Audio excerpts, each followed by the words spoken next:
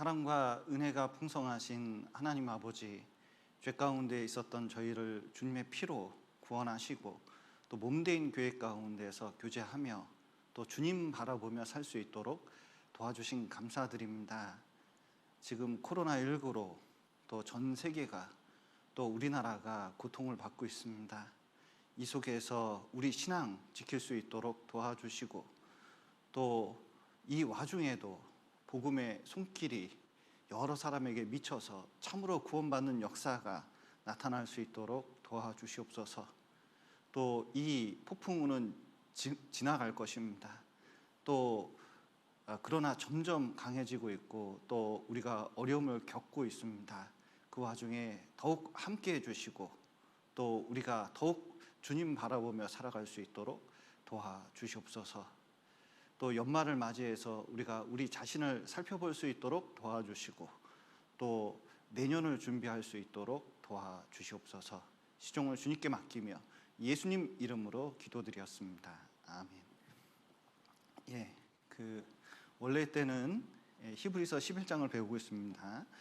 히브리서 11장 11절 12절 제가 읽어드리겠습니다.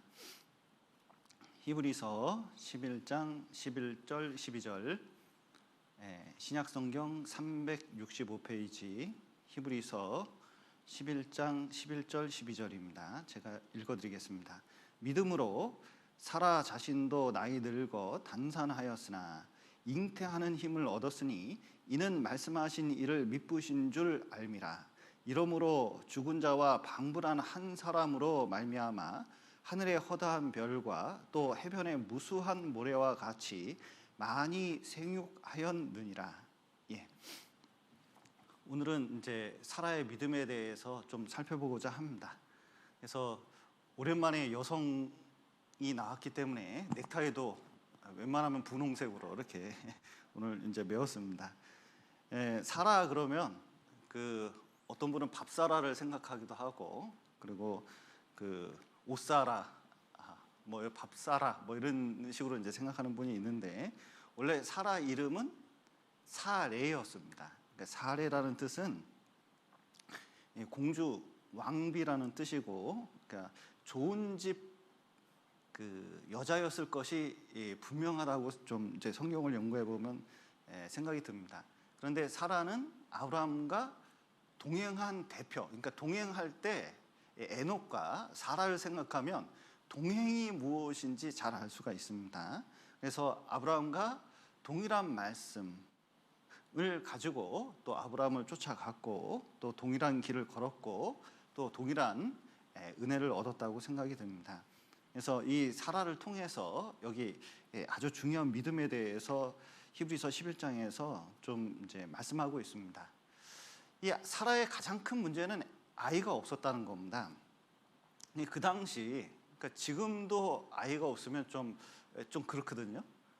그런데 그 당시 아이가 없는 것은 굉장히 큰 수치 중에 하나였습니다. 특히 대를 이어야 되고 그리고 또 가문과 연결되어 있기 때문에 어떤 가정에서 아이를 낳는 문제는 그때 당시에 굉장히 중요한 문제였거든요. 집안이 좋을수록 더 그랬습니다. 우리나라 같은 경우 아이가 없으면 칠거지약 중에 하나였죠. 그런데 이제 이 아브라함 가정이 아브라함이 부르심을 입었을 때 온 가족이 다 이 갈대아 우를 떠나서 가나안 땅을 향해서 갔거든요. 이게 보통 일이지 않아요? 그러니까 내가 구원받았는데 가족 전체를 끌고 나온다. 이게 보통 일이 아닙니다. 그런데 이제 사라가 아브라함을 쫓아간 가장 큰 이유 중에 하나가 일단 하나님 때문이고 두 번째 이유로는 아이를 준다는 약속이 있었거든요. 결혼했는데 아이가 없는데 자손을 주겠다는 약속이 이 사도행전 7장에 보면 있기 때문에 이제 사라의 가장 큰 약점이 해결될 수 있잖아요. 여러분, 약점이 나쁜 게 아닙니다. 특히 이제 롯이나 나머지 가족도 이제 성경을 연구해 보면 세 아들 중에서 데라의 세 아들 중에서 하란이 있었는데 장남으로 여겨집니다. 장남이 먼저 죽었어요. 그러니까 롯도 충격이에요. 아버지가 할아버지보다 너무 일찍 죽은 거잖아요. 그러니까 충격을 받으니까 삼촌 아브라함과 함께 하나님의 말씀을 듣고 같이 따라가는데 이게 결정적인 계기가 된 겁니다. 그러니까 삶 속에서 약점이 생기고 문제가 생기는 게 꼭 나쁜 것만은 아니에요. 그것 때문에 구원을 받거든요. 여러분, 저만 생각해봐도 저같이 강팍한 사람이 어떻게 구원을 받았나. 만약에 진짜 좀 가정적으로 좀 힘든 가정에서 태어나고 또 살면서 이제 학교 갔을 때 같은 방 쓰는 형제님을 만나지 않았다면 내가 구원을 받을 수 있었을까? 나같이 강팍한 사람. 지금 만약에 구원받지 않고 이 나이가 됐는데 누가 나보고 전도한다면 아마 택도 없을 거라는 생각이 좀 들어요. 그런데 그때 분명히 나한테 약점이 있었고 그 약점 때문에 복음이 들어왔기 때문에 나중에 내가 구원을 받은 거예요. 구원받고 일생을 딱 돌아보니까 야, 이거보다 큰 은혜가 없어요. 나 같은 사람 구원받기에는 그런 과정을 거쳤어야 돼요. 내가 만약에 재벌집 아들로 태어났으면 제가 구원 받았겠습니까? 안 받았겠습니까? 어떻게 하셨어요? 구원받기 힘든 거예요. 구원받고 지나보면 모든 과정이 하나님의 은혜 속에 있었다는 걸 깨닫게 됩니다. 그리고 구원받은 이후에 지금은 여러 가지 어려움을 겪습니다. 지금 코로나부터 시작해서 가정적으로, 경제적으로 또 여러 가지 이제 병치레도 하면서 여러 가지 고난을 겪게 돼 있거든요. 내 머리는 이해가 안 되는 일을 구원받은 이후에도 많이 겪게 됩니다. 그런데 그 이후에 주님 금방 오십니다. 이제 주님 딱 만나게 되고 천국에 들어갔습니다. 그리고 구원받은 이후의 삶을 쭉 돌아보면 알고 보면 심지어 코로나도 은혜일 수 있다는 거예요. 뭔가 하나님의 뜻이 있다는 게 확실하다는 겁니다. 하나님은 문제나 약점을 통해서 역사하시고 그것을 뛰어넘는 은혜를 베풀어 주셔서 살아가게끔 하시거든요. 여기 사라도 마찬가지입니다. 자녀를 주겠다는 그 약속이 있으니까 그 약점을 통해서 신앙의 출발을 한 거예요. 그래서 출발을 할 때는 언제나 기대감이 있고 소망이 있습니다. 가면 자식을 준다. 그리고 이제 가나안 땅까지 갔습니다. 하란에 거쳐서 하란에 꽤 오랫동안 있었던 것 같아요. 드디어 75세 때, 아브라함이 75세 때, 본인 나이는 65세 때 이제 그 가나안 땅에 도착을 했거든요.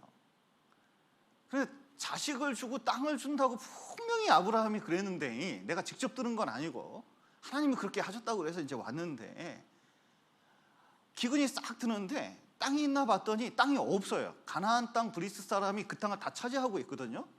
등기가 안 돼 있네 이거. 그러면 화가 납니까 안 납니까? 남편이 무슨 땅이 있고 뭐 그렇다고 이제 해서 여러분 갔는데 집이 없어. 땅이 없어. 그러면 화 납니까 안 납니까? 벌써부터 화가 나려고 그러죠. 그런데 기근까지 들었어요. 그래서 이제 이 가나안 땅에서 점점 남방으로 내려가 가지고 이제 그래도 먹고 살기 좋은 애굽까지 갔거든요. 근데 애굽에서는 이상하게 그 남의 여자를 빼앗는 습관이 있었습니다. 그러니까 유럽 사람들하고 비슷한 것 같아요. 무슨 아내가 있는데 그런 영화 봤나요? 이게 아내가 있는데 이 뒤에서 뒤로 이렇게 둘이 총 들고 5걸음 가서 뒤로 돌아서 빵 싸가지고 죽이고 데려오고 뭐 그런 거 옛날에 영화에 보신 적 있나요? 그러니까 애굽에 그런 게 있는 것 같아요. 그런데 사라가 왔는데 너무 예쁜 거예요.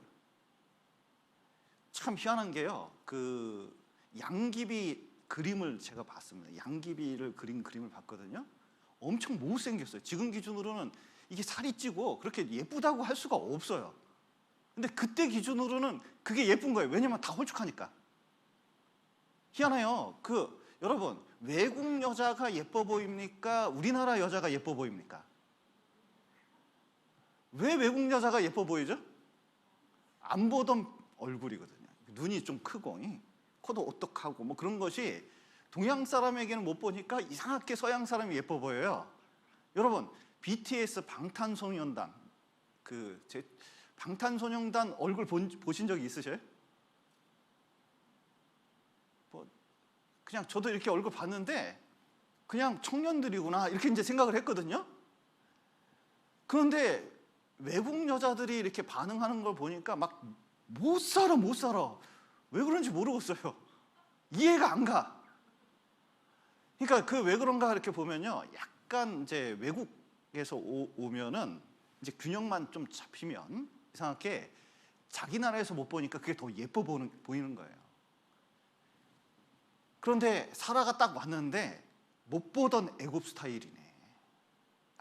그런데 이거 뭐 그들이 원했던 스타일이에요. 그러니까 소문이 쫙 났어요. 이거 이 시대의 김태희다 막 소문이 나니까 분명히 이제 아브라함과 약속했거든요. 오누이라고 하자. 그러면 지참금 받아서 오손도손 살고 결혼 못하게 하면 되니까 100억 정도 부르면 되니까 지참금.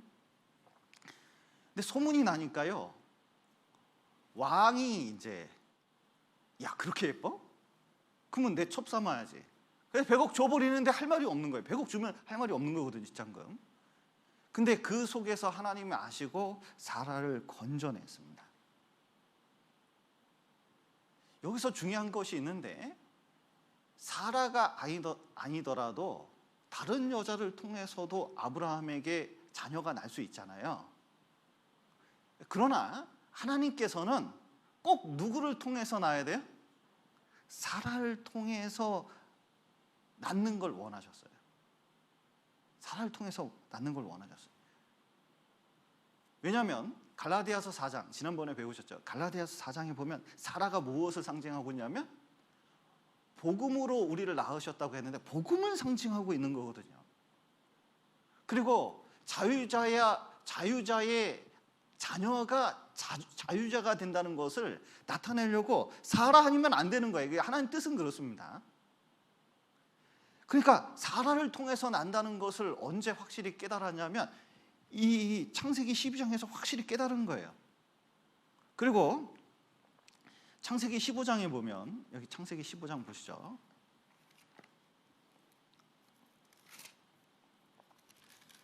(15장) 4절.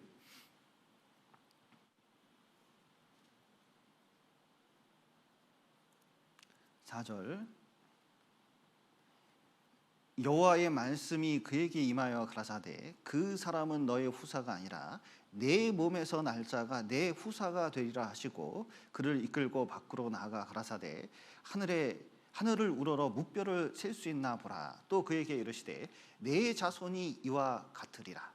자, 아브라함이 그 소돔과 고모라에서 롯을 딱 구해낸 다음에요, 불안했어요. 엄청 불안했습니다. 밤중에 나가서 이게 빈라덴이 그 쌍둥이 빌딩 폭격한 다음에 그 다음에 미국 찾아와가지고 죽일 거 아니에요, 빈라덴.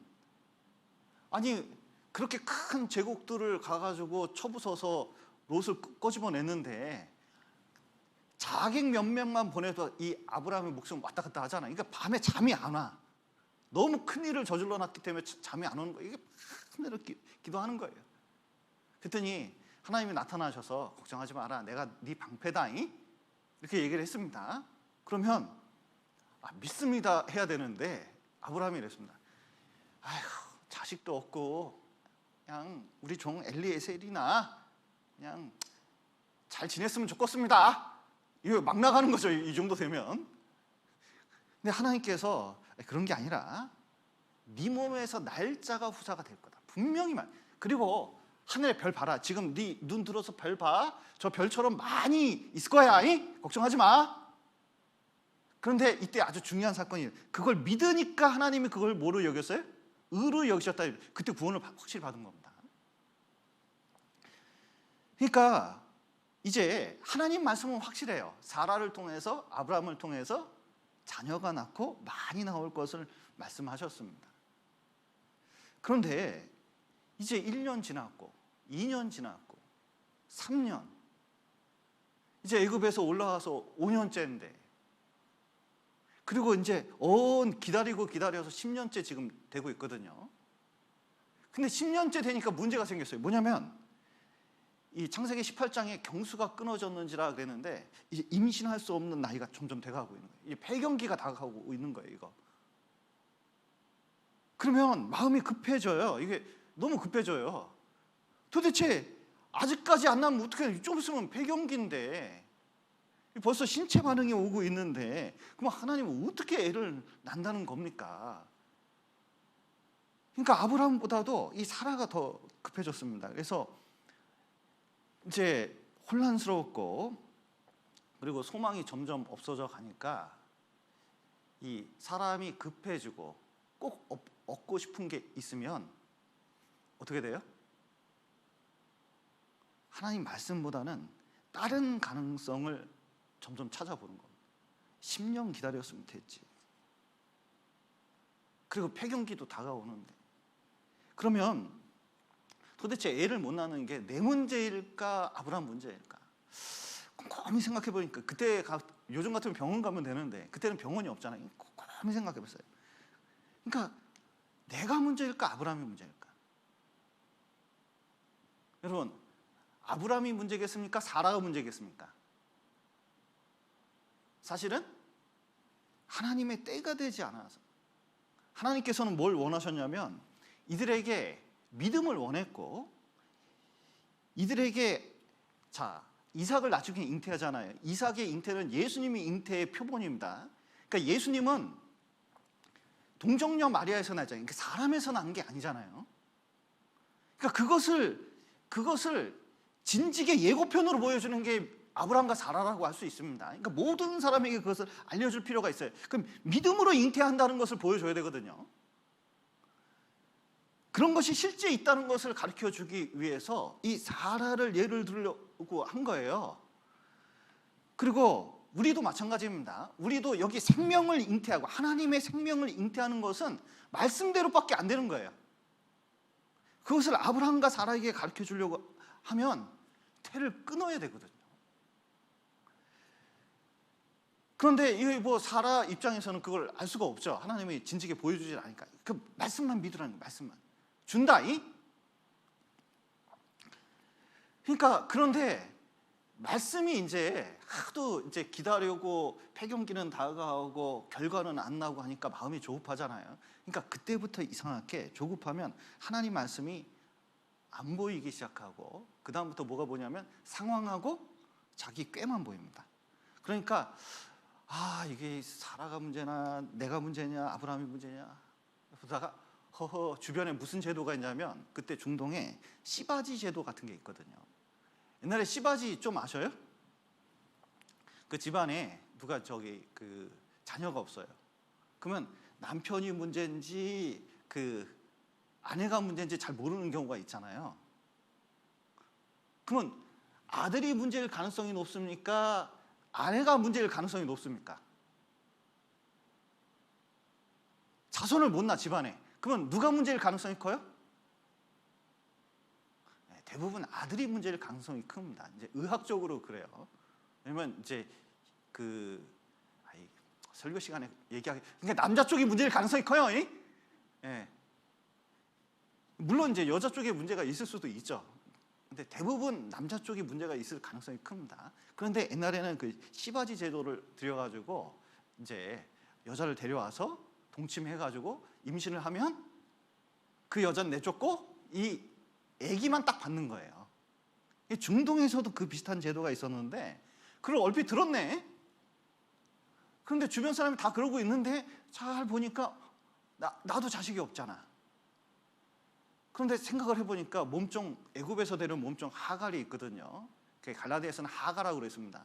우리 딸이 왜 하가라고 그러냐고 자꾸 그러는데 신약에서는 하가라고 그랬어요. 그러니까 하갈이 있는데 이 하갈이 젊잖아요. 그런데 가만히 생각해 보니까 아브라함에게 붙여놓으면 이제 씨바지로 주면 애를 낳으면 내게 문제 있는 거고 아이를 못 낳으면 아브라함에게 문제가 있는 거잖아요. 그럼 난 괜찮은 거야. 그래서 고민을 하다가 그러면 하갈이 임신하면 어떻게 되냐? 시바디의 자녀는 누구 거예요? 내 거. 그러니까 우리가 둘 다 못 나면 이것이 하나님 뜻인지 모르겠다, 이런 생각이 이제 점점 드는 거예요. 근데 생각하면 생각할수록 너무 좋은 수야, 이게. 참 희한하죠. 사람이요, 이상하게 조급하고 몰리면 이런 생각들을 많이 합니다. 특별히 교회 안에 있으면요, 이게 이제 자녀가 결혼 정년기가 되면, 참 믿음은 어디다 팔아먹는지 모르겠어요, 진짜. 노골적으로 얘기해서 진짜 당황스러울 때가 있습니다. 여러분, 결혼하는 게 좋습니까? 결혼 안 하는 게 좋습니까? 결혼 안 하는 게 좋아요? 결혼하는 게 좋습니까? 안 하는 게 좋습니까? 지금 자녀가 여러분 남편하고 산다면 괜찮겠습니까? 안 괜찮겠습니까? 네. 지금 있는 남편 좋은 남편이에요. 네. 그런데 자 보셔요. 이게 성경에서는 혼자 사는 것도 괜찮다고 그랬거든요. 그런데 그런 말씀 하나도 안 보여요. 때가 될 때까지 기다린다는 거 그거 하나도 안 보여요. 급해 죽겠어요. 그러면요, 어디서 선이 들어옵니다. 이제 선이 딱 들어오면 선을 보라 그래요. 믿음으로 안 된다고 막 그러다가 보고 말자, 얼굴이라도 보자고 이렇게 딱 나갑니다. 나가면 뭐냐면 보고 왔는데 구원만 안 받았지 구원받은 사람하고 똑같대요. 그리고 그 조건도 괜찮고 아주 사람도 멀쩡하고 시원시원하고, 그리고 아이고 내 말도 하도 잘 들어가지고 결혼하고 전도하면 된다는 거예요. 그리고 큰코 당한 사람이 한둘이 아니에요. 제가 얘기해 줄까요? 다? 여러분, 그것은 도박이죠. 사실은 모험입니다. 그 말씀에서 벗어난 거거든요. 중요한 건 기다릴 수가 없는, 직장도 그렇습니다. 애는 커가지, 돈은 들 것 같지. 그리고 알바자리는 있지. 그러니까 내가 집안 간수하기 위해서는 내가 뭐 신앙 뭐 작년에도 했고 올해도 했고 내년 하나 쉰다고 뭐. 그리고 말씀은 뭐 유튜브에도 뜨고 뭐 어디도 뜨고 뭐 들으려면 언제든지 들을 수 있고. 이게 자기 합리화를 하기 시작하거든요. 하나님 뜻이 거기에 있는 것처럼. 이 사라도 그렇게 말했습니다. 여기 창세기 16장 한번 보시죠. 1절. 아브라함의 아내 사레는 생산치 못하였고 그에게 한 여종이 있으니 애굽 사람이여 이름은 하갈이라. 사레가 아브라함에게 이르되 여호와께서 나의 생산을 허락지 아니하셨으니 원컨대 나의 여종과 동침하라. 내가 혹 그로 말미암아 자녀를 얻을까 하노라 하매 아브라함이 사라의 말을 들으니라. 이거 진짜 기가 막힌데요. 여기 보면 여호와께서 내 출산을 허락하지 아니하셨으니. 자, 이게 애 못 낳는 게 누구 때문에 그렇다는 거예요? 하나님 때문에 그렇다는 거예요. 그 자매님들 말씀하시는 것 중에 제가 이제 목회 경험 속에서 이제 많이 듣는 말 중에 하나가 무슨 가정 내에 뭐 안 좋은 일 같은 거 생길 수도 있고 뭐 이게 이런저런 사건이 있잖아요. 그러면 무슨 말을 하시냐면 하나님이 이렇게 하셨대요. 여러분, 하나님이 이렇게 하셨습니까? 자기가 결정한 게 많습니까? 한번 집에서 꼼꼼히 생각해봐요. 하나님이 그렇게 하셨다, 이 말 되게 조심해야 되거든요. 뭘 하나님이 그렇게 하셔요? 왜 안 좋은 일이 하나님이 하셨어요? 사단이 했을 수도 있고 자신이 했을 수도 있고 하나님의 뜻은 더 크게 있을 수 있는데, 그런데 왜 그런 말을 하나 이렇게 보면 본인 합리화하니라고, 본인 정당화시키니라고, 본인 하는 일 이거 간섭하지 말라고 전도인에게도 그걸 요구한다니까요. 그럴 때는 어쩔 수 없어요. 그냥 아이고 참 기도하는 수밖에 없다. 왜냐면 집요하니까 결심을 이미 했어요. 여러분, 이게 살아도 그런 겁니다. 아니 내가 뭐 말씀을 안 지킨 것도 아니고, 그리고 내가 자식 없이 다른 사람한테 눈총 받으면서 뭐 이렇게 살아야 되냐? 그리고 방법이 없는 것도 아니잖아요. 지금 현실적인 방법이. 그 아브라함한테 얘기했겠죠. 아브라함이 당방에 오케이 했겠습니까? 계속 안 된다고 얘기했겠습니까? 제가 보기에는 아브라함은 안 된다고 했을 것 같아요. 왜냐하면 말씀이 있었기 때문에 안 된다고 했을 것 같아요. 근데 참 이 자매님들, 특히 아내들, 한 번 필 꽂히면 이 집요함은 이루 말할 수가 없어요. 집, 자식, 학교 뭐 등등 해가지고요, 이거 한 번 딱 꽂히면요, 아무리 생각해도 기가 막히거든, 아무리 생각해도 묘책이거든. 근데 알고 보면 불신이에요. 불신앙입니다. 그런데 아내가 이런 식으로 나가면 놀라운 것은 남편이 힘이 없어요. 이 아브라함이 여기 보면, 자 여기 그 2절 끝에 보시죠. 아브라함이 사레의 말을 들으니라. 들을 수밖에 없어요. 왜냐하면 아브라함은 미안했거든요. 그 잘 살던 갈대아 우르에서 가나안 땅까지 온 것도 너무 고생했잖아요. 너무 고생했어. 근데 애국까지 내려갔는데 이거 속인 것도, 아내인 것 속이는 게, 이게 누가 이렇게 지나가는데, 이게 둘이 아내하고 가는데, 형제님하고 지나가는데 옆에 누구예요? 그랬더니 모르는 사람이에요? 이러면 여러분 기분 좋습니까? 안 좋습니까? 이거 말이 안 되는 상황이잖아요. 지금 정체성에 혼란이 있는 거 아니에요. 그 남한테 팔려갈 그 고생까지 해가지고 이제 올라온 거잖아요. 그러니까 이제 아브라함이 이거 되게 미안한 거예요, 이게. 그리고 이제 여자들 무기 있잖아요. 삐지기, 울기, 각방쓰기, 소리치기. 그러니까 이제 이거 도저히 이제 못 견디겠는 거죠, 이제. 그러니까 이제 그냥 들어준 거예요. 뭐 그렇게, 그래, 그렇게까지 원하는데. 그런데 여러분, 놀라운 것은 말씀에 안 맞으면 칼 들어야 됩니다. 그래야 집안을 살릴 수가 있는 거예요. 내 마음에도. 그리고 어떤 경우에는 내가 칼을 안 들면 점점 문제에 빠진다는 것도 알아야 돼요. 아브라함이 창세기 22장에 이삭을 바치라고 딱 했습니다. 하나님께서. 그때 사라하고 상의했을까요? 안 상의했을까요? 상의 안 했어요. 왜냐하면 상의하면 그날로 난리 나는 거예요. 왜냐하면 여보, 어젯밤에 하나님이 나타나셨어요. 그래서요? 아니 글쎄, 이삭을 모리아산에서 바치래. 번제면 가죽 벗겨서 죽여야 되거든요. 그러면 사라 어떡할까요?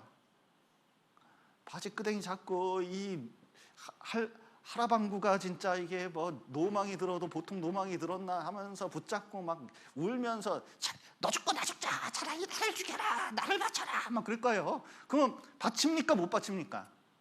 이거 못 바치거든요. 그러니까 아브라함이 이때 딱 깨달았어요. 이게 나중에 경험이 딱 생기니까 이건 사라하고 상의할 게 아니에요. 말씀이면 말씀대로 해야 돼, 이거. 그랬더니 나중에 이 부활의 경험을 간접적으로 하게 했잖아요. 이삭이 살아난 거거든요. 그게 얼마나 아브라함 생애 가운데에서 믿음을 증명하는 가장 귀한 일이었습니까? 우리는 때때로 이 부부가 가정생활하고 신앙생활 지켜가는데 한 사람은 정신 차릴 필요가 있어요. 이거 정신 못 차리면요, 진짜 엉뚱한 데 가 있습니다. 인생을 완전히 낭비하는 쪽으로 가게 돼 있어요. 그리고 하나님 만나게 되는 거예요. 그런데 그렇게 사라가 이제 쫄라대니까 아브라함이 이제 못 들은 척하고 이제 그 말을 들어서 동침을 했습니다. 문제는 하갈이 사라가 원하는 대로 임신을 했어요. 그럼 문제가 해결됐습니까? 복잡해졌습니까? 자, 보셔요. 사라가 하갈이 임신을 했습니다. 그 이스마엘을 나중에 낳게 되거든요. 그러면 그 임신은 하나님이 주셨습니까? 하나님이 주시지 않았습니까? 여러분이 이제, 아니면 여러분 자녀가 애를 낳습니다. 그러면 하나님이 주셨습니까? 우연히 생겼습니까? 보통 하나님이 주셔서 그렇게 된 거잖아요. 그런데 하나님 뜻은, 하나님께서 주셨지만 하나님 뜻은 거기에 있는 게 아니에요. 그 인간의 방법으로 나온 거거든요. 인간의 방법으로 나왔거든요. 그 문제가 해결됐냐? 웬걸, 이건 더 복잡해. 4절 보시죠. 여기 창세기 16장 4절. 아브라함이 하갈과 동침하였더니 하갈이 잉태함에 그가 자신의 잉태함을 깨닫고 그 여주인을 멸시한지라. 사레가 아브라함에게 이르되 나의 받는 욕은 당신이 받아야 옳도다. 내가 당신의 여종을 당신의 품에 두었거늘 그가 자기의 잉태함을 깨닫고 나를 멸시하니 당신과 나 사이에 여호와께서 판단하시기를 원하노라.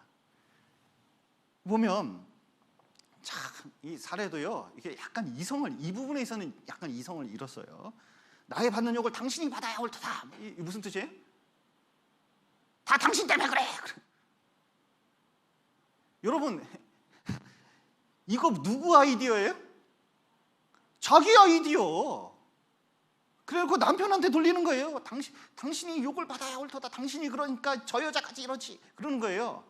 저 여자가 어떻게 했길래? 임신하니까 이게 배가 나왔을 거 아니에요. 보통 옛날에는 이 임신한 여자가 배를 내놓고 다니는 경우가 종종 있었습니다. 그러면서 이제 임신을 하게 딱 되니까 어머, 마님은 배가 홀쭉하네요. 막 이러면서 이제 약 올려온 거죠. 이게 멸시를 하는 겁니다. 근데 이거 내쫓으라는 거예요. 근데 문제가 생겼습니다. 이게 내쫓은 것은 그때 당시에 법으로는 허용이 안 됐어요. 자식이 낳기 전에는 허용이 안 됐어요. 일반적으로 그렇게 한 적이 없습니다. 그것은 주변 사람과의도 문제이고 도덕적으로도 문제가 있어요. 여러분, 자기 자식을 내쫓는다는 게 말이 안 되잖아요. 그런데 이 문제 가지고 이제 고민을 아브라함이 많이 했습니다. 결국 어떻게 했냐면 내쫓았어요. 하나님 말씀대로 내쫓았어요. 내쫓았다는 것은, 놀라운 것은 하갈만 내쫓은 게 아닙니다. 누구도 내쫓은 거예요? 그 뱃속에 있는 아이도 버린 거예요. 그 뱃속에 있는 아이도 버렸다는 뜻은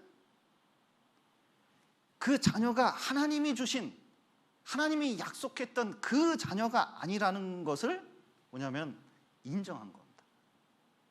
그런데 하갈이 밖에 나가서 이제 죽게 생겼습니다.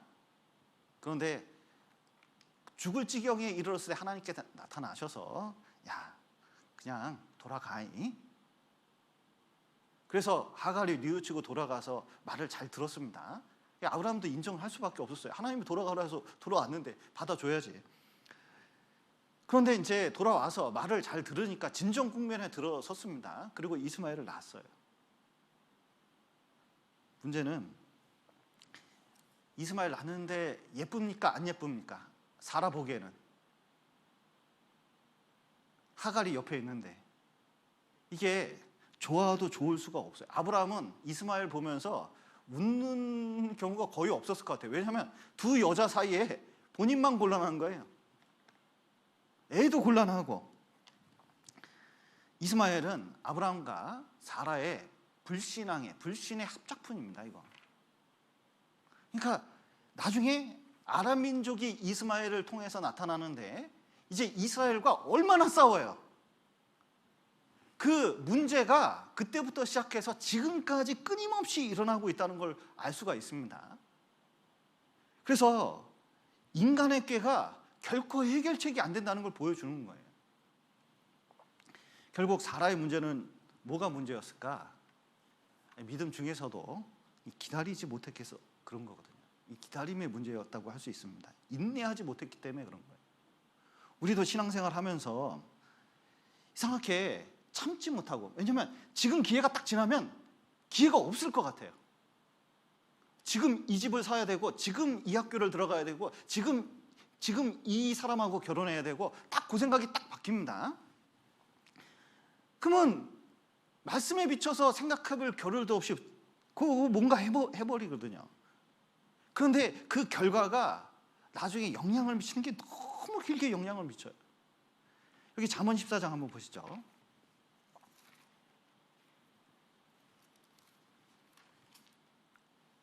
14장 29절. 노하기를 더디하는 자는 크게 명철하여도 마음이 어떤 자? 조급한 자는 어리석음을 나타내니. 급해도 너무 급해요. 가끔 상담하러 오시는 분 보면요, 지금 뭐 난리가 났어. 대부분 되게 급해요. 지금 당장 결정을 해야 돼요. 그런데 말씀이 맞는지 생각을 볼 필요가 있습니다. 그 29장 보시죠. 29장 20절.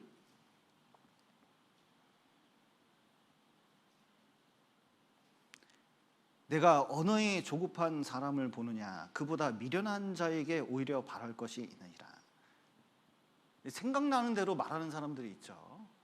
근데 나중에 알고 보면 그 말 때문에 자기가 얽어매이고 곤란에 빠지고 고통을 받는 경우가 많아요.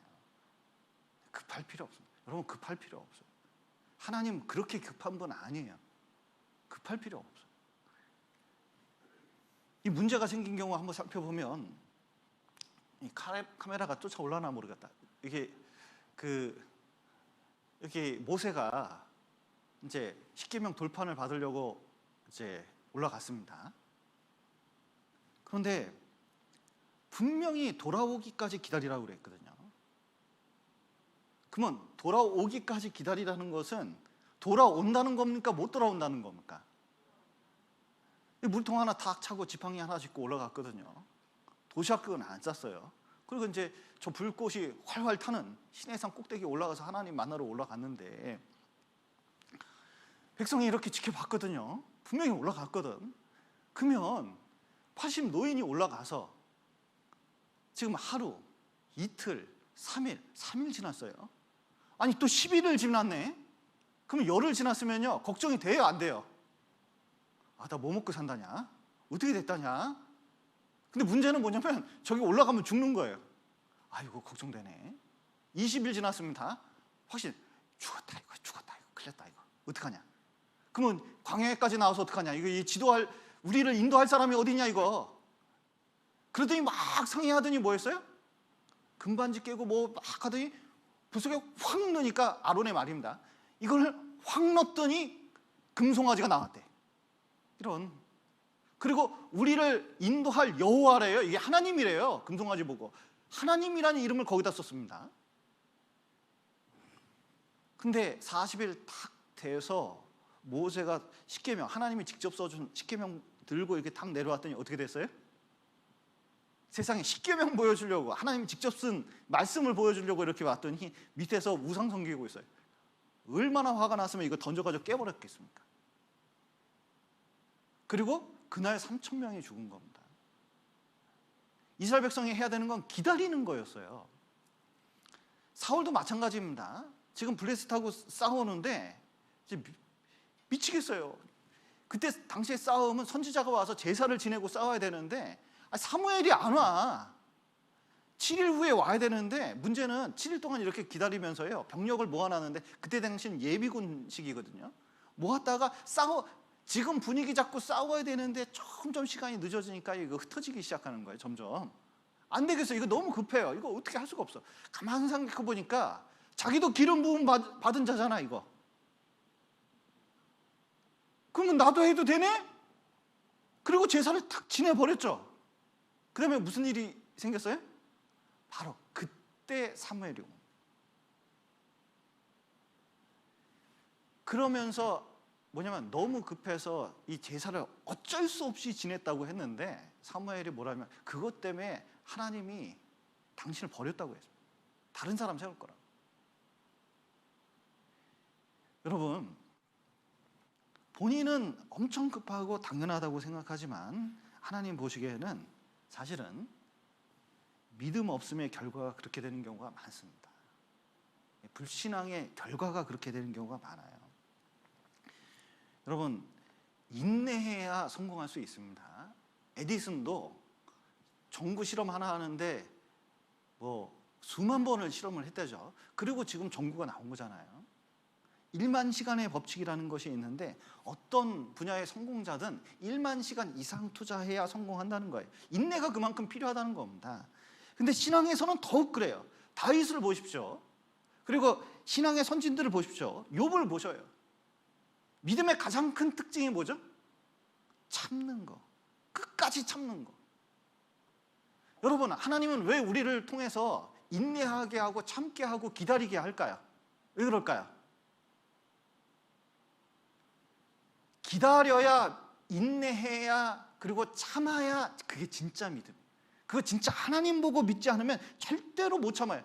이 세상 사람들은 조급해가지고요, 특히 마지막 시대 사람들 특징이 뭡니까? 엄청 급해요. 뭐가 엄청 급해요. 빨리빨리 해야 돼요. 심지어 0.5초 신호등 바뀌는 것도 못 참아요. 그냥 출발해버려요. 그런데 진짜 기다린다는 것은, 이런 시대에 기다린다는 것은 그 진짜 하나님 말씀 붙잡고 기다리는 거거든요. 여기 시편 105편 보시죠. 19절, 17절 한번 보시죠.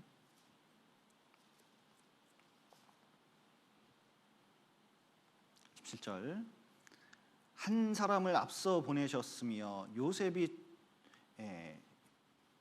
종으로 팔렸도다. 그 발이 착고에 상하며 그 몸이 쇠사슬에 메었으니 곧 여호와의 말씀이 언제까지?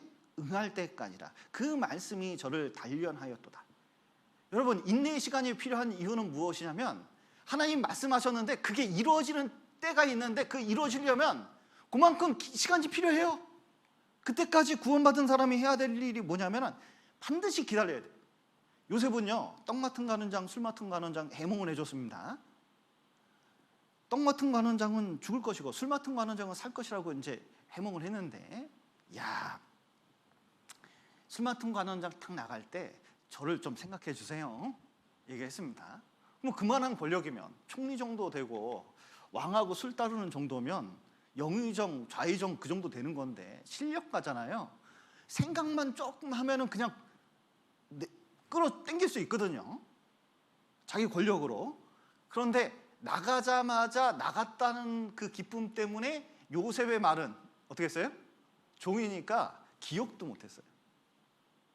그러니까 요셉은 2년 동안, 그 2년 동안 감옥에 있었습니다. 그러면 실망했겠습니까? 실망 안 했겠습니까? 실망했어요. 그런데 그래도 하나님의 꿈, 하나님의 말씀을 잊지 않고 붙잡고 살았습니다.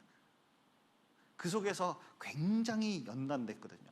감옥에서 진짜 연단은 시작된 겁니다.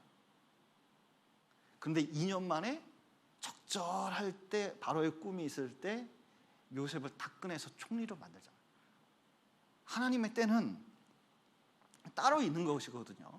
그러니까 내가 생각하는 때하고 하나님이 생각하는 때하고는 전혀 틀려요. 나는 지금이면 좋겠어요. 지금. 근데 하나님은요, 지금이 아니에요. 진짜 내 믿음을 성장케 하기 위해서는 지금 주는 게 오히려 해로울 수 있어요. 문제가 더 될 수도 있어요. 그렇기 때문에 이제 하나님의 시간하고 내 시간하고 이제 간격이 있잖아요. 이거 참아야 되는데 어떻게 참냐? 말씀으로 참는 겁니다. 여기 그 이스마엘을 출산한 다음에 아브라함과 사라가 잘한 게 있어요. 여기 이제 창세기 18장 보시죠.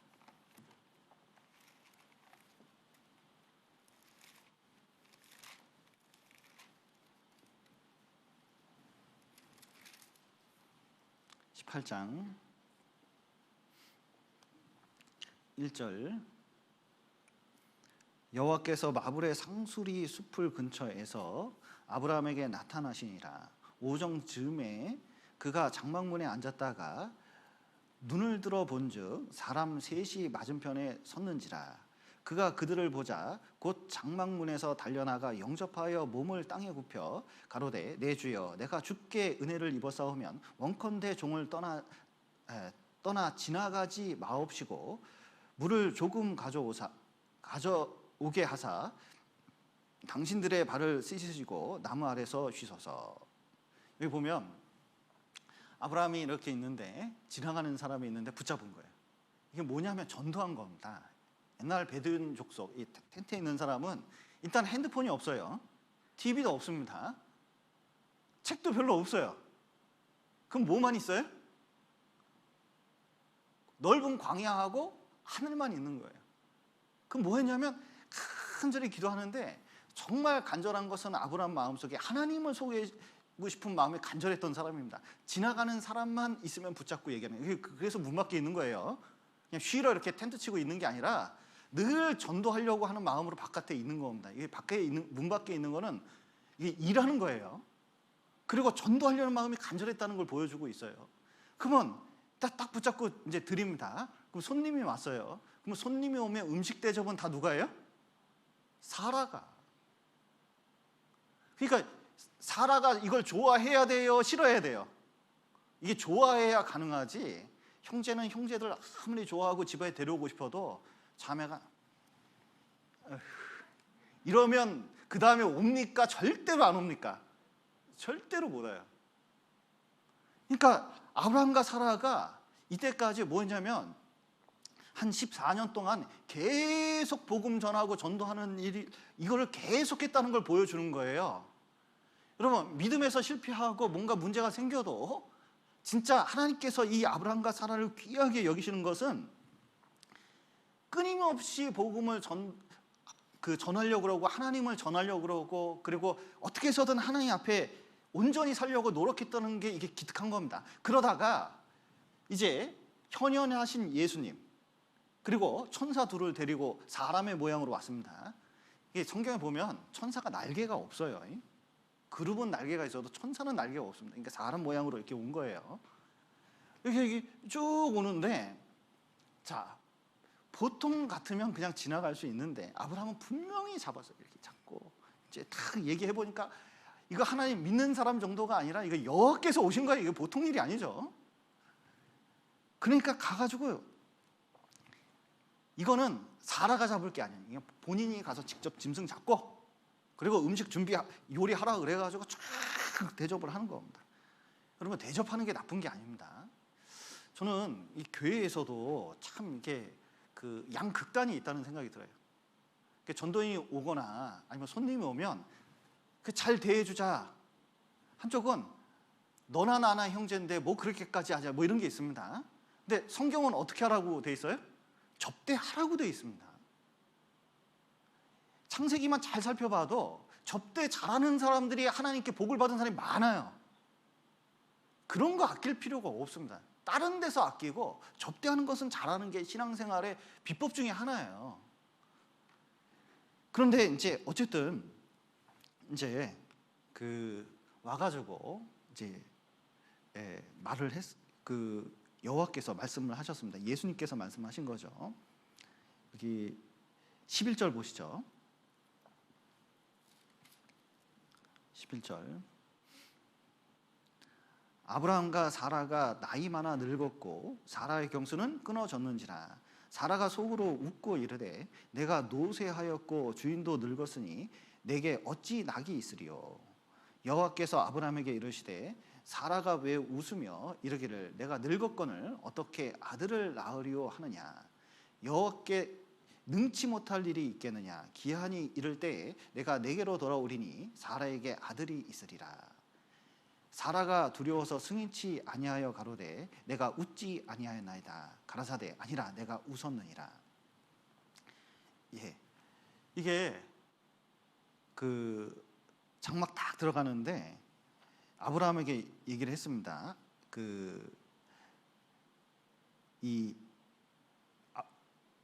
아브라함에게 자녀가 있을 것을 말을 했거든요. 근데 마침 음식 들고 들어가는 사라에게 그게 들렸어요. 장막이라는 게 이게 얇으니까 그 소리가 금방 들리잖아요. 자녀가 있을 거라고 딱 하니까요. 속으로 무슨 생각했어요? 어떻게 이게 가능해? 나는 경수는 끊겼고 폐경기 온 지가 지금 언제고, 아이고 아브라함은 나이가 지금 100세나 돼가고 있는데 이건 둘 다 불가능하다. 둘 다도 불가능해. 근데 이게 가능해? 속으로는 그러죠. 이렇게 이제 웃은 거죠. 그러니까 소리는 들리지 않고 이제 이렇게 들어갔습니다. 그랬더니 웃냐? 이제 물어본 거죠. 너 웃었다. 그러니까 안 웃었다 그랬어요. 안 웃었긴 안 웃었어요. 그러니까 그 손님 앞에서 웃을 수는 없으니까 안 웃었거든요. 이렇게 했는데 어떻게 웃었어요? 속으로 웃은 거거든요. 왜 웃었을까요? 불가능하다고 생각한 거예요. 믿지 않은 거예요. 그런데 이것이 사라의 원래 모습이거든요. 사라는 요 말씀에 관한 자기 몸 상태나 상황을 보니까 도저히 이루어질 것 같지 않은 거예요.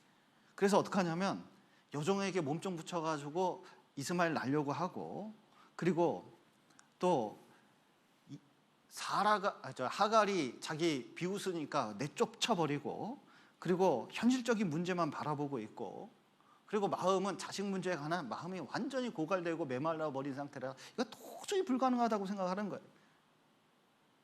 우리도 신앙생활 할 때 그럴 수가 있거든요. 이거 매너리즘에 자꾸 빠지다 보면 신앙생활도 매너리즘에 빠질 수가 있잖아요. 그러면 이게 점점 형식화되면서요, 말씀을 들어도 기쁨이 없고, 교제를 해도 기쁨이 없고, 그리고 의욕도 안 생기고, 그리고 나중에 이제 이게 형식화되면요, 모든 한 것이 자기 업적과 이 수고가 업적이 되고 자기를 나타내는 쪽으로 점점 되는 경우도 종종 있을 수가 있거든요.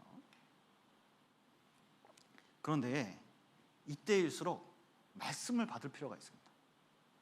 여기 보면 다시 히브리서 11장 보시죠.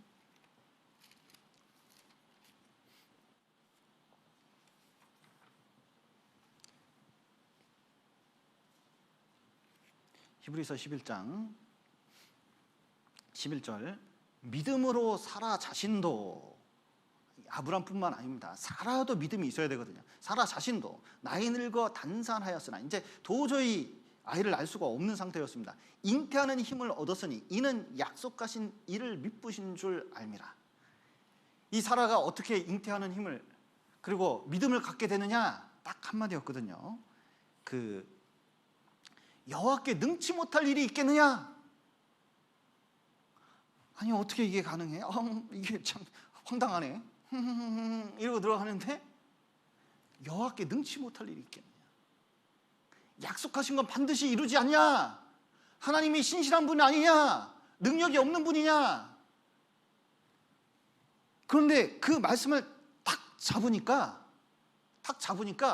이 깨달아지는 거예요. 왜냐하면 이게 창세기 18장에 있었던 일입니다. 17장에 이런 말씀이 있거든요. 창세기 17장 한번 보시죠.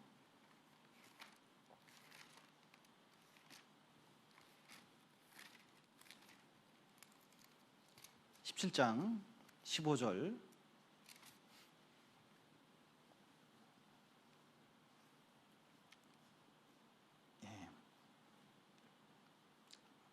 아브라함 집안이 할례를 행하면서 이런 말씀을 해줍니다. 하나님이 또 아브라함에게 이르시되 내 아내 사레는 이름을 사레라 하지 말고 그 이름을 사라라 하라. 내가 그에게 복을 주어 그로 내게 아들을 낳아주게 하며 내가 그에게 복을 주어 그로 열국의 어미가 되게 하리니 민족의 열왕이 그에게서 나리라. 그러면은 사라를 통해서 아이를 낳겠다는 직접적인 말씀입니까? 아닙니까? 직접적인 말씀이거든요.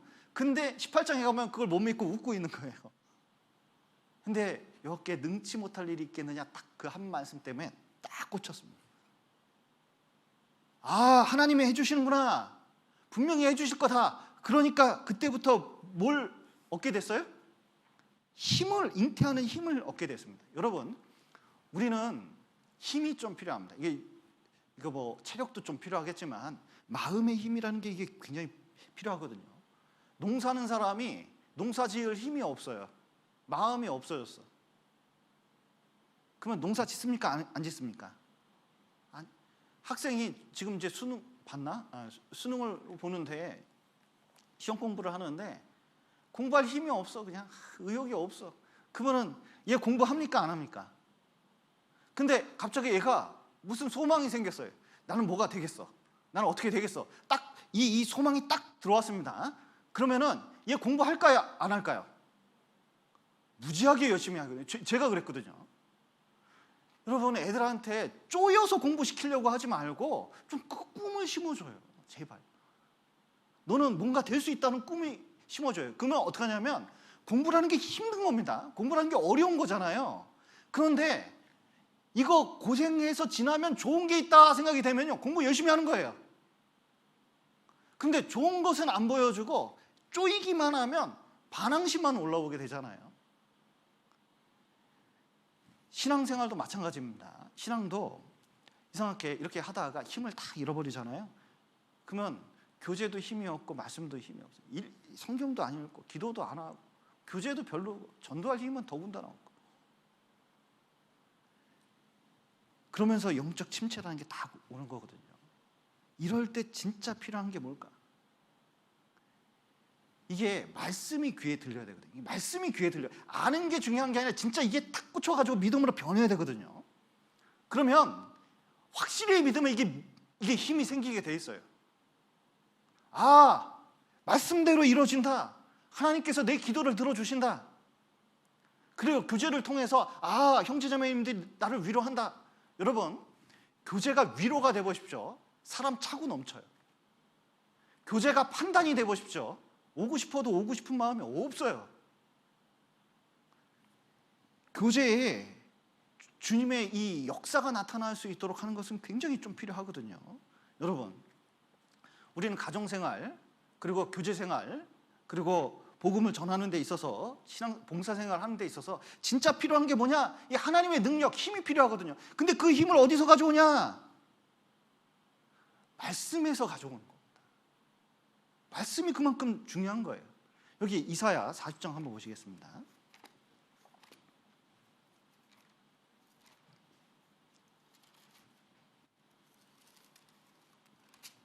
이사야 40장 30절, 1014페이지. 이사야 40장 30절. 소년이라도 피곤하며 곤비하며 장정이라도 넘어지며 자빠지되 오직 여호와를 앙망하는 자는 새 힘을 얻으리니 독수리의 날개치며 올라감 같을 것이요 다른 박질하여도 곤비치 아니하겠고 걸어가도 피곤치 아니하리로다. 예. 배터리 다 되면 핸드폰 잘 안 잡히잖아요. 힘없으면 그렇게 돼요. 근데 구원받은 사람이 말씀이 없어요. 말씀을 붙잡지 않아요. 그럼 힘이 없어요. 여러분, 사라는 지금 말씀을 딱 받고 당장 잉태한 것은 아니에요. 그러나 딱 믿고 이제 여러분 이제 이렇게 부부 생활을 이렇게 이제 계속 하다 보면 그 신혼 때나 이제 긴장감이 있고 뭐 로맨스가 있고 그러지. 이제 100세쯤 되면 이건 전우회로 살아가는 거잖아요. 그런데 힘을 딱 얻으니까 이게 힘이 생기는 거예요. 이게 그 잉태하는 힘을 얻어가지고 자녀를 낳은 겁니다. 그러니까 이 사라의 믿음은 뭐냐? 실패한 후에 신앙에 실패가 있을 수 있습니다. 우리도 살면서 여러 가지 실패를 겪을 수가 있어요. 하나님 앞에 한 번 엎어질 수 있습니다. 심지어 7번 엎어질 수도 있어요. 그런데 말씀 붙잡고 다시 일어나는 거예요. 이게 얼마나 중요한지 몰라요. 다윗도 그랬고 삼손도 그랬고 요나도 그랬고 베드로도 그랬고 마가도 그랬습니다. 실패는 다 있을 수 있어요.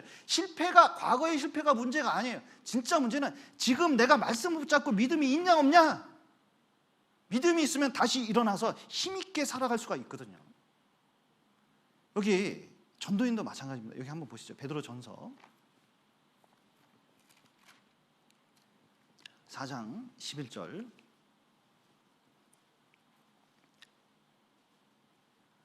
만일 누가 말하려면 하나님의 말씀을 하는 것 같이 하고 누가 봉사하려면 하나님의 공급하시는 힘으로 하는 것 같이 하라. 이는 범사에 예수 그리스도로 말미암아 하나님이 영광을 받으시게 하려 함이니 그에게 영광과 권능이 세세에 무궁토록 있느니라. 아멘.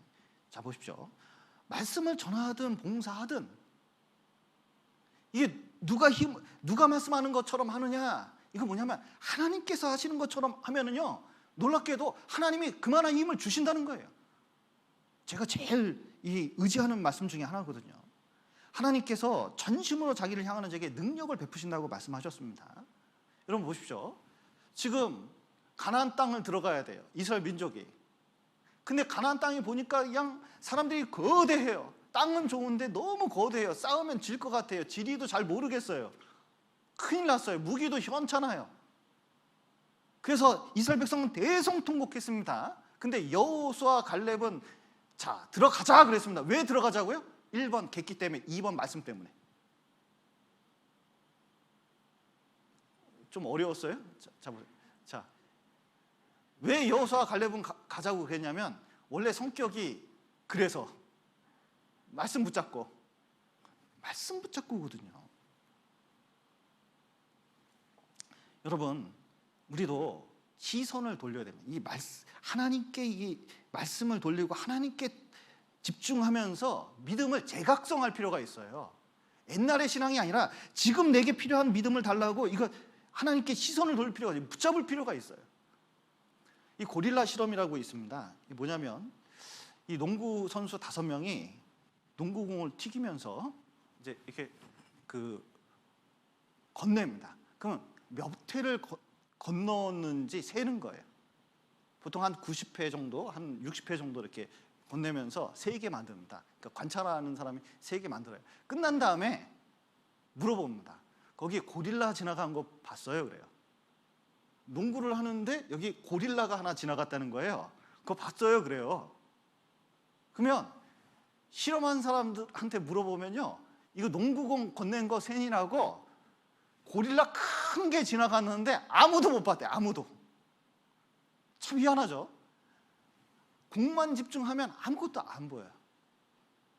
여러분, 우리도 마찬가지입니다. 사람 머릿속에 뭐가 있냐면 애만 집중하니까 하나님이 안 보였어요. 딴 게 안 보여요.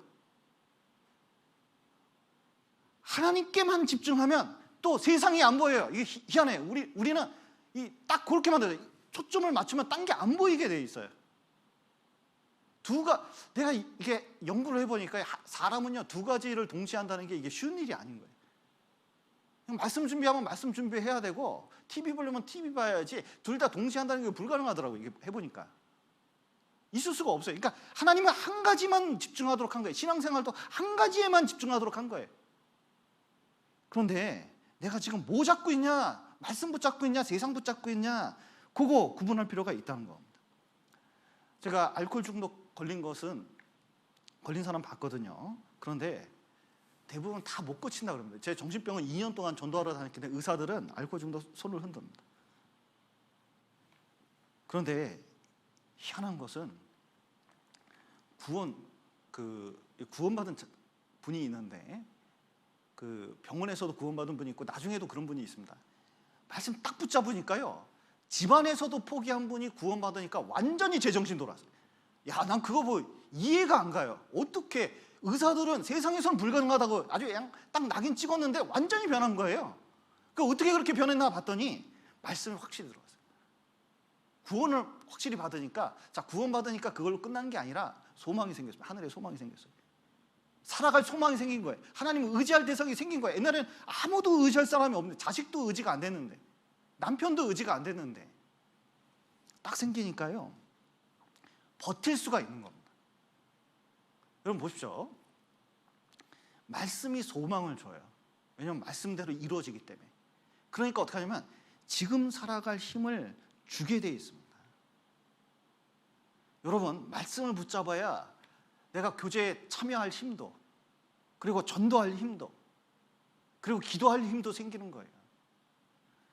그래서 그 힘 속에 어떻게 하냐면 하나님이 능력으로 역사하게 돼 있습니다. 여러분, 한나도 마찬가지죠. 그 한나도 자녀가 없었습니다. 근데 남편이 국민 남편이요.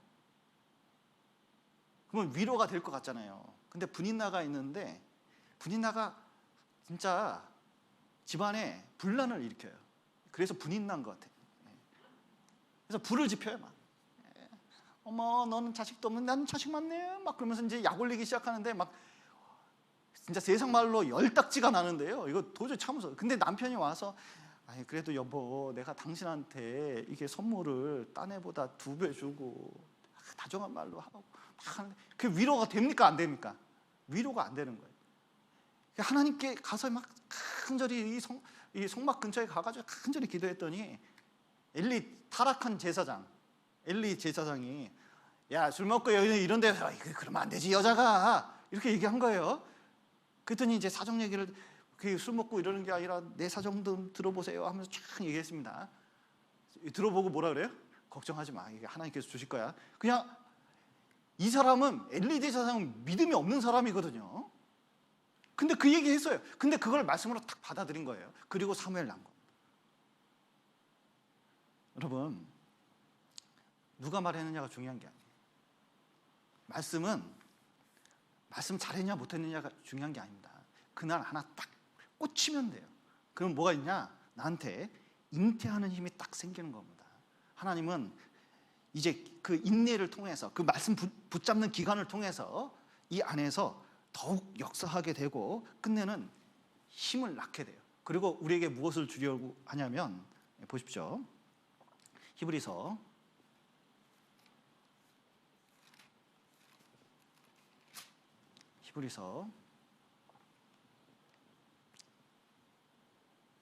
11장 12절, 이러므로 죽은 자와 방불한 한 사람으로 말미암아 하늘의 허다한 별과 해변의 무수한 모래와 같이 많이 생육하였느니라. 예, 자녀를 많이 줬다는 뜻입니다. 믿음의 자녀를 많이 줬어요. 구원받은 사람을 많이 줬어요. 천국에 올라가면 할 말이 많을 겁니다. 근데 놀라운 것은, 자, 여기 창세기 한번 다시 보시죠. 창세기 21장